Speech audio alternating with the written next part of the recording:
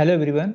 भारतीय संविधान का ये पार्ट नंबर 11 है। इसके पहले हम लोग 10 पार्ट देख चुके हैं और जितने भी पॉलिटी के इम्पोर्टेंट क्वेश्चंस हैं उन सभी की एक सीरीज है ये। इसमें जितने भी इम्पोर्टेंट क्वेश्चन थे, जो आए हुए क्वेश्चंस थे, उन सभी को मैंने करवा दिया है।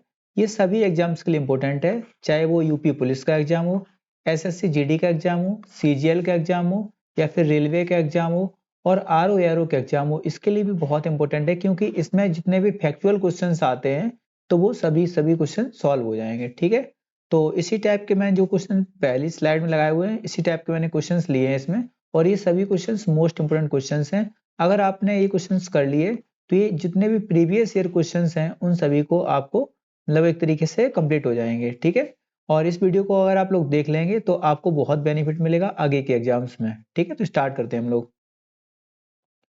पहला क्वेश्चन है कि भारतीय संविधान के अनुसार केंद्रीय मंत्री किसकी इच्छा रहने तक पद संभालेंगे। देखिए, जो केंद्रीय मंत्री होता है वो डिपेंड करता है राष्ट्रपति के ऊपर। ठीक है, लेकिन ध्यान रखना इस चीज को हमेशा कि जो मंत्रालय होता है ये मंत्रालय दिया तो जाता है, जो उसकी पीएम की जो कैबिनेट होती है या फिर कह सकते हैं जो पार्टी की जो मेन विचारधारा होती है, या फिर कह सकते हैं कि जो मंत्रिपरिषद होती है उसमें जो ऊपर के लोग काम करते हैं, जो पार्टी होती है उसके अकॉर्डिंग पीएम को बताते हैं लोग, और पीएम जो है राष्ट्रपति को बताते हैं। तो राष्ट्रपति इनको क्या करते हैं, अपॉइंट करते हैं। ध्यान रखना, राष्ट्रपति इनको शपथ दिलाता है, इसीलिए क्या बोलते हैं इनको कि राष्ट्रपति की इच्छा पर डिपेंड करता है। ठीक है, राष्ट्रपति द्वारा संसद के दोनों सदनों के लिए कुल कितने मेंबर्स को नामित किया जाता है या फिर मनोनीत किया जाता है। देखिए, इसका आपको आंसर लगाना है 14 फिलहाल के लिए, लेकिन 2024 के चुनाव के बाद आपको लगाना है इसमें मात्र 12, क्योंकि आपको पता है जो 104 नंबर का अमेंडमेंट हुआ था, इस अमेंडमेंट से जो एंग्लो इंडियन के दो पद थे, एंग्लो इंडियंस के जो दो पद थे उनको क्या कर दिया हमने, रिमूव कर दिया है। तो इसीलिए 2024 के बाद ये आंसर कितना लगेगा, मात्र 12 लगेगा, जो कि राज्यसभा में मनोनीत होते हैं। राज्यसभा में कितने होते हैं, 12, और लोकसभा में अभी तक हुआ करते थे कितने, 2, जिनको हमने कर दिया रिमूव। ठीक है, उपराष्ट्रपति सांसद नहीं होता है। किसने 2 पूर्णकालिक अवधियों तक भारत के उपराष्ट्रपति पद का पद संभाला है। तो ऐसा करने वाले थे डॉक्टर राधाकृष्णन, सर्वपल्ली राधाकृष्णन। देखिए, एक और क्वेश्चन पूछ सकता है कि जो राष्ट्रपति होता है तो ये कौन था जो लगातार 2 टर्म तक रहे थे। तो ऐसा करने वाले थे डॉक्टर राजेंद्र प्रसाद जी। ठीक है, राजेंद्र प्रसाद जी बिहार से संबंधित थे, ये क्वेश्चन भी आ चुका है। ठीक है, केंद्रीय कार्यकारिणी में संचालित पहले भारतीय विधि मेंबर कौन थे। तो ये थे तेज बहादुर सप्रू। ठीक है, किसको संविधान सभा का संवैधानिक सलाहकार नियुक्त किया गया था, ये क्वेश्चन मैंने प्रीवियस में बहुत बार बताया है, सर बेनेगल रामा राव। ठीक है, BN राव। ठीक है, अब इसके लिए आप ध्यान रखेंगे कि 9 दिसंबर को पहली बैठक होती है संविधान सभा की, तो उसमें अस्थाई अध्यक्ष चुने जाते हैं डॉक्टर सच्चिदानंद सिन्हा। ठीक है, SC सिन्हा जी। फिर दूसरी बैठक होती है 11 दिसंबर 1946 को, जिसमें स्थायी मेंबर चुने जाते हैं या स्थायी अध्यक्ष चुने जाते हैं डॉक्टर राजेंद्र प्रसाद जी। ठीक है, और इसी संविधान सभा की दूसरी बैठक में ही जो संविधान सभा के सलाहकार नियुक्त किए थे तो वो थे BN राव। ये राम जी की प्रतिमा है जो कि स्थापित हो रही है, तो आप लोग इसमें कमेंट कर सकते हैं कि किस प्रकार की आपको लग रही है, और आप लोग कमेंट में जय श्री राम लिख सकते हैं।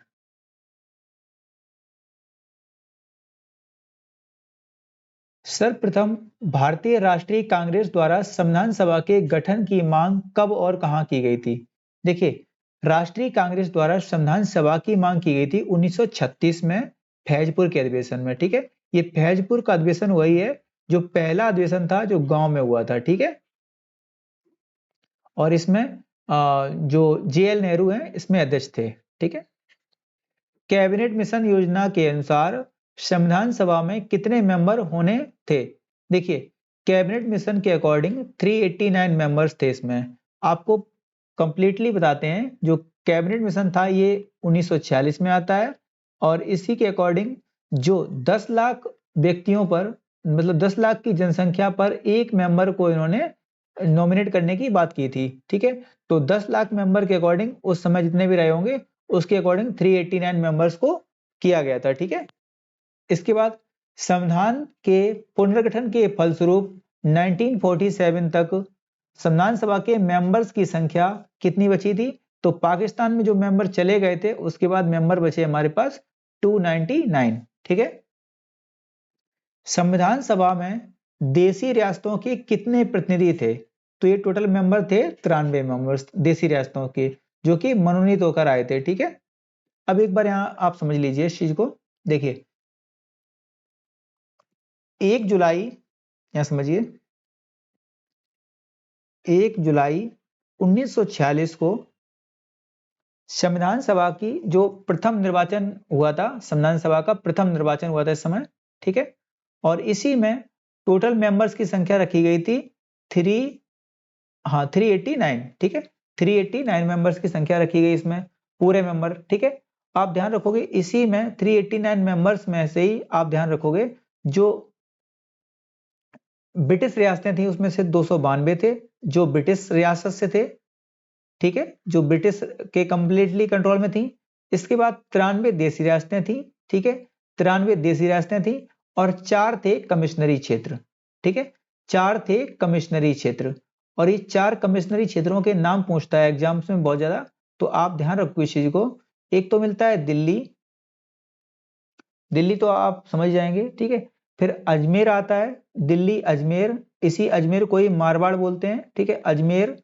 उसके बाद आता है, एक आता है कुर्ग, और चौथा आता है बलूचिस्तान। ठीक है, बलूचिस्तान। ये 4 थी क्या, कमिश्नरी क्षेत्र। ठीक है, और 93 देशी रियासतें थी, यहां से मेंबर्स को मनोनीत किया गया था। ठीक है, और बाकी 292 और 4 इनका हुआ था चुनाव। तो 296 का जब चुनाव हुआ था, यहाँ पे 296 मेंबर्स का जो चुनाव हुआ था, तो इसी चुनाव की अगर बात करेंगे तो इसमें से 208 सीटें जीत ली थी किसने, कांग्रेस ने। 208 जीत ली थी कांग्रेस ने, और इसमें 73 जीती थी मुस्लिम लीग ने, और बाकी जो बची रह गई थी 15 उनको जीता था अदर्स ने। ठीक है, 15 जीती थी अदर्स ने। ठीक, ये परिणाम रहा था इसका। ठीक है, और इस समय अगर वायसराय पूछ लेगा कौन था, तो वायसराय था लॉर्ड बेविल। ठीक है, कौन था, बेविल। ठीक, अब देखिए, संविधान के गठन की मांग सर्वप्रथम 1895 में किसने की थी? तो ऐसा करने वाले थे बाल गंगाधर तिलक जी। ठीक है, बाल गंगाधर तिलक ने 1895 में सर्वप्रथम संविधान के गठन की मांग की थी। ठीक है, ध्यान रखेंगे। फिर बाद में 1922 में गांधी जी ने कहा कि संविधान भारतीयों की इच्छा के अकॉर्डिंग बनेगा। फिर 1934 में एम एन रॉय की पार्टी थी, उसने कहा। ठीक है, और एम एन रॉय ने खुद कहा। ठीक है, स्वराज पार्टी। इसके बाद 1936 में पहली बार कांग्रेस ने कहा अपने अधिवेशन में। ठीक है, जो कि फैजपुर अधिवेशन था। देखिए, संविधान सभा के किस देशी रियासत के प्रतिनिधि ने भाग नहीं लिया था? तो ध्यान रखेंगे हैदराबाद ने। ठीक है, एक क्वेश्चन यही और पूछता है कि हैदराबाद को भारतीय इंडिया में कब शामिल किया गया था? तो इंडिया में एक ऑपरेशन चलाया गया था जो कि पटेल जी ने जिसको आदेश दिया था, ऑपरेशन पोलो। ठीक है, इसी के बाद 1948 में इंडिया में इसे शामिल कर लिया गया था। ठीक है, बी आर अम्बेडकर कहां से संविधान सभा में निर्वाचित हुए थे? संविधान सभा में निर्वाचन होकर इनका आया था बंगाल से। ठीक है, बाद में एक व्यक्ति थे एम आर जैकब, जो जहां से चुन के ये आए थे बंगाल से, तो वो बंगाल का क्षेत्र वो बाद में पाकिस्तान में चला गया था। तो इसी के बाद क्या हुआ कि एक व्यक्ति थे एम आर जैकब, इन्होंने मुंबई में अपनी सीट खाली की, और इन्हीं की सीट पे बाद में जो बी आर अम्बेडकर जी थे इनको चुनाव किया गया। ठीक है, बी आर अम्बेडकर जी को चुनाव यहीं पे लड़वाया गया। ठीक है, संविधान सभा का संवैधानिक सलाहकार हमने आपको बता दिया था, बी एन राव थे। ठीक है, जो कि 11 दिसंबर 1946 को दूसरी बैठक में नॉमिनेट हुए थे। संविधान सभा की प्रारूप समिति का गठन कब हुआ था? तो आपको पता है इसका प्रारूप समिति में 7 मेंबर थे, जिसकी स्थापना 29 अगस्त 1947 को हुई थी। इसमें 7 मेंबर्स थे। आप लोग कमेंट करके सातों मेंबर्स के नाम बताना। इसी को पांडुलेखन समिति बोलते हैं, इसी को ड्राफ्टिंग कमेटी बोलते हैं। ठीक है। संविधान की प्रारूप समिति के समक्ष प्रस्तावना का प्रस्ताव किसने रखा था? तो JL नेहरू ने रखा था। ठीक है। और ये ऐसा किया कब था? तो 13 दिसंबर 1946 को। और बाद में यही प्रस्तावना के रूप में स्वीकार हुई थी जाके, पहले उद्देशिका के रूप में से रखा गया था और बाद में प्रस्तावना या प्रियम्बल के रूप में स्वीकार की गई थी। 22 जनवरी 1947 को इसको पास कर दिया गया। ठीक है, संविधान सभा के द्वारा। ये क्वेश्चन कंप्यूटर का आ गया है, इसमें आप बाद में देख लेना। किसी मामले में हत्या का अपराध साबित हो गया है तो उसमें न्यूनतम कितनी सजा होगी? तो आजीवन कारावास एवं जुर्माना दोनों हो सकते हैं। ठीक है। साइबर अपराधों को किस अधिनियम में वर्णित किया गया है? तो अधिनियम 2000 है, ये सूचना प्रौद्योगिकी अधिनियम 2000 है। और ये एक कंप्यूटर क्वेश्चन आ गया है। ठीक है, देखिए। हाँ, एक क्वेश्चन पूछते हैं कि जो साइबर क्राइम है ये किस सूची में रखा गया है? तो ध्यान रखना इस चीज को, ये संघ सूची, राज्य सूची और अवशिष्ट सूची का विषय नहीं है। ये कैसा है? इसको बोलेंगे क्या? अवशिष्ट सूची का विषय है। अवशिष्ट सूची का विषय है। ठीक है, अवशिष्ट सूची का विषय है और ये हमेशा सेंट्रल गवर्नमेंट के पास रहता है। ठीक है। भारतीय संविधान के अनुसार कार्यपालिका का प्रमुख कौन होता है? कार्यपालिका का प्रमुख होता है राष्ट्रपति। हमने आपको ट्रिक बताई है पकानी, तो कोका 2 दशम में का से होता है। कार्यपालिका का हेड कौन होता है? तो 52 और 53 नंबर आर्टिकल में इसका जिक्र किया गया है। संविधान की किस संशोधन से राज्य के नीति निर्देशक तत्वों सिद्धांतों को मौलिक अधिकारों पर प्रमुखता की स्थिति मिली है? तो 42वां अमेंडमेंट था जो कि 1976 में हुआ था और इंदिरा गांधी की इसमें सरकार थी। ग्राम राज्य के माध्यम से राम राज्य के बारे में किसने क्या कहा था? तो ये गांधी जी ने कहा था। इसीलिए आपको पता है कि जो DPSP है हमारे, directive principle of state policy, इसमें आर्टिकल नंबर 40 को हमने ऐड किया है, जिसको गांधी की विचारधारा से प्रेरित माना जाता है। ठीक है, ध्यान रखेंगे। किस निर्देशक सिद्धांत पर गांधी जी के नैतिक दर्शन का प्रत्यक्ष प्रभाव माना जाता है? ये गोवध पर निषेध है। आपको ये भी पता है, आर्टिकल नंबर 48 में जिक्र किया है कृषि एवं पशुपालन के बारे में। ठीक है, कृषि एवं पशुपालन, इसी में लिखा हुआ है कि ऐसे पशु जो दूध देते हैं उनकी हत्या नहीं की जा सकती है। इसीलिए गाय को जो है हम लोग विरोध करते हैं इस चीज का। ठीक है, ध्यान रखेंगे। संविधान का कौन सा भाग राज्य के नीति निर्देशक सिद्धांतों से संबंधित है? तो भाग नंबर 4। ठीक है, हमने आपको ट्रिक बताई है UCFD। डी से क्या था? DPSP। 1 2 3 4 में आएगा। भारतीय संविधान नागरिकों के लिए आर्थिक न्याय किसके माध्यम से सुनिश्चित करता है? तो आर्थिक न्याय DPSP में जिक्र किया गया है इसका, आपको पता है। ठीक है, जैसे 39, 40, 41, 42 जो आर्टिकल्स दिए गए हैं, ये सभी के सब जनता की सेवा के लिए हैं। ठीक है, राज्य के पास अगर पैसा होगा तो राज्य की नीतियां जो होती हैं पक्ष में रहती हैं किसके? जनता के। भारतीय संविधान के किस भाग में सामाजिक एवं आर्थिक लोकतंत्र को सुनिश्चित किया गया है? तो ये भी किया गया है DPSP में। ठीक है,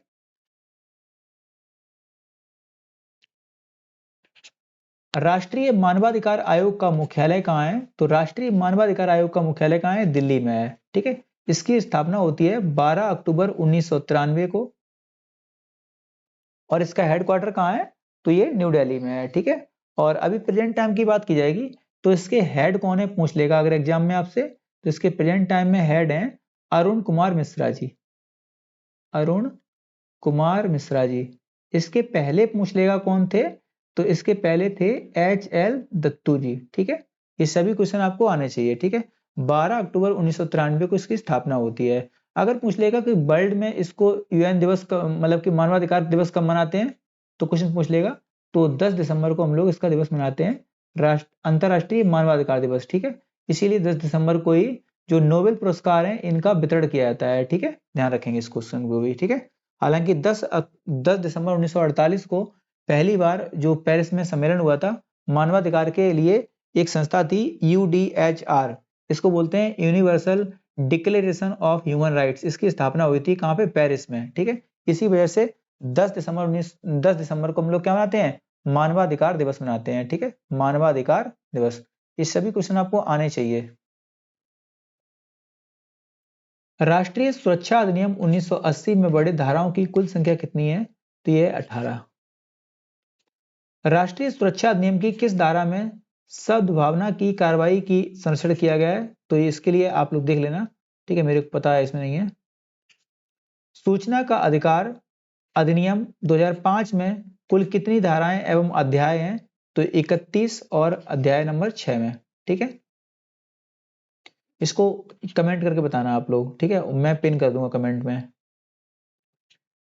राष्ट्रीय मानवाधिकार आयोग के अध्यक्ष और अन्य मेंबर्स की नियुक्ति किसके द्वारा की जाती है? तो इसकी राष्ट्रपति द्वारा की जाती है, ठीक है।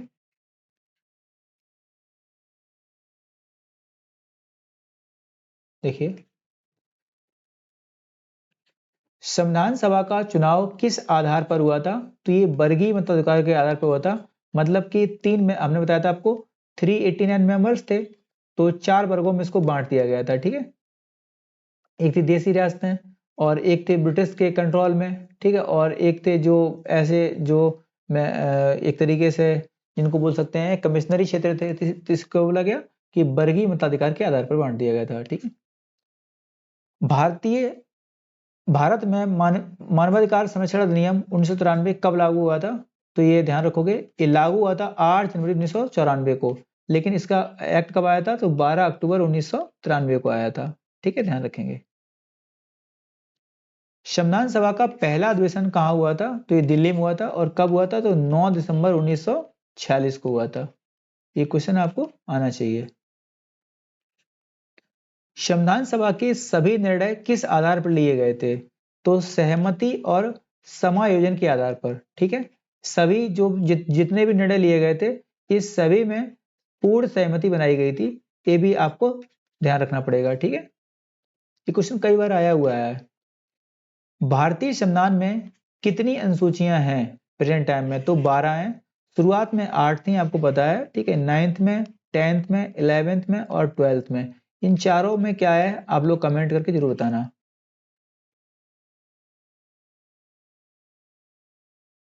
संविधान में कितने अध्याय हैं? संविधान में कितने अध्याय हैं? तो 22 अध्याय हैं। मतलब पूछ रहा है कितने भाग हैं, तो भाग कितने हैं? 22 हैं, ठीक है। आप ध्यान रखना इन चीजों को, ठीक है। मैंने आपको ट्रिक बताई है, UCFD USEUP, ये सब 9 भाग हो जाएंगे। यू से हो जाएगा यूनियन, भाग नंबर 1। सी से सिटीजनशिप, भाग नंबर 2। F से फंडामेंटल राइट, भाग नंबर 3। डी से हो जाएगा DPSP, भाग नंबर 4। और 4 का का पूछ लेगा तो आ जाएगा फंडामेंटल ड्यूटीज आ जाएगा। यू से आ जाएगा फिर से यूनियन, भाग नंबर 5। 6 में आ जाएगा स्टेट्स, ठीक है, 6 में क्या आ जाएगा? स्टेट्स आ जाएगा। और एस से क्या आ जाएगा? यू से क्या आ जाएगा? फिर से यूटीज आ जाएगा। इसमें आ जाएगा कितना? यहाँ तक 6 हो चुका था, 7 तो निश्चित कर दिया है, ये 8 हो जाएगा। 9 में क्या आ जाएगा? पंचायत आ जाएगा, ठीक है।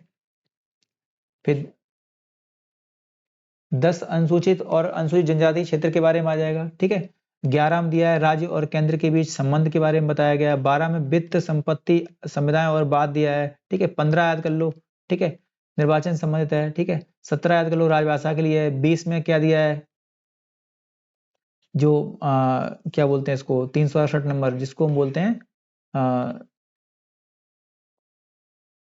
क्या बोलते हैं इसको, अमेंडमेंट्स, ठीक है। ये हमने लिया कहाँ है? साउथ अफ्रीका से, ठीक है। याद कर लीजिए इस तरह से। हाँ, इधर देखिए, संविधान में कितने अनुच्छेद हैं? तो अनुच्छेद की संख्या 395 ही रहेगी, ठीक है। इसमें क्लॉज को ऐड किया गया है, क्लॉज और सब क्लॉज को ऐड किया गया है, इसीलिए प्रेजेंट टाइम में 480 के आसपास हो गए हैं, ठीक है।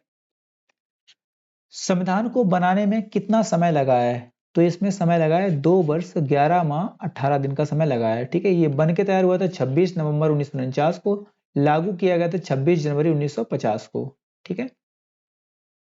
संविधान सभा की रचना हेतु संविधान का विचार सर्वप्रथम किसने प्रस्तुत किया था? तो इसका था स्वराज पार्टी ने, जो कि 1924 में प्रस्ताव दिया था, ठीक है। संविधान सभा की संघीय शक्ति समिति के अध्यक्ष कौन थे?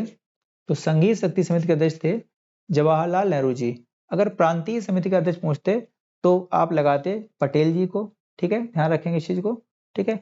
और जैसे पटेल जी के 3 आप याद कर सकते हैं, जैसे आपको पटेल जी के 3 याद करने हैं, जैसे मूल अधिकार की समिति थी तो उसके भी थे, ठीक है, मूल अधिकार एवं अल्पसंख्यक समिति थी तो उसके भी कौन थे, पटेल जी थे। और एक पूछ लेगा प्रांतीय समिति, तो इसके भी कौन थे, तो पटेल जी थे, ठीक है। और संघीय समिति पूछेगा तो कौन थे, जवाहरलाल नेहरू थे। अगर ड्राफ्टिंग कमेटी के पूछ लेगा तो कौन थे, तो थे अपने डॉक्टर साहब भीमराव अंबेडकर जी, ठीक है। झंडा समिति बहुत पूछता है, झंडा समिति के, तो झंडा समिति के थे डॉक्टर राजेंद्र प्रसाद जी, ठीक है। झंडा समिति के अलावा रियासत समिति पूछ लेगा, रियासत समिति के तो कौन थे, रियासत के भी थे डॉक्टर राजेंद्र प्रसाद जी, ठीक है, राजेंद्र प्रसाद जी। और इसके अलावा भी संचालन समिति पूछ लेगा, नियम समिति पूछ लेगा, संचालन पूछ लेगा, नियम समिति पूछ लेगा, इन सभी के लिए कौन हो जाएगा, तो डॉक्टर राजेंद्र प्रसाद जी थे, ठीक है। अगर पूछ लेगा कार्य संचालन समिति तो उसके थे के एम मुंशी जी, कार्य संचालन बहुत पूछा गया है ये, कार्य संचालन समिति के कौन थे, तो के एम मुंशी जी, ठीक है, के एम मुंशी जी, ठीक है। अगर पूछ लेगा सदन समिति के, सदन समिति के पूछ लेगा तो कौन थे, सदन समिति के थे पट्टाभी सीतारामैया, यही कांग्रेस के इतिहासकार भी माने जाते हैं, ठीक है, कांग्रेस का जो इतिहास लिखा है पूरा उन्होंने लिखा है, ठीक है। और मूल अधिकार की उप समिति पूछ लेगा अगर, तो जेबी कृपलानी। और अल्पसंख्यक की उप समिति की पूछेगा तो एच सी मुखर्जी जी। इतने सारे क्वेश्चंस आपको आने चाहिए, ठीक है। थैंक यू दोस्तों, वीडियो कैसा लगा आप लोग कमेंट करके बता सकते हो और लाइक भी कर देना वीडियो को, ठीक है। थैंक यू दोस्तों।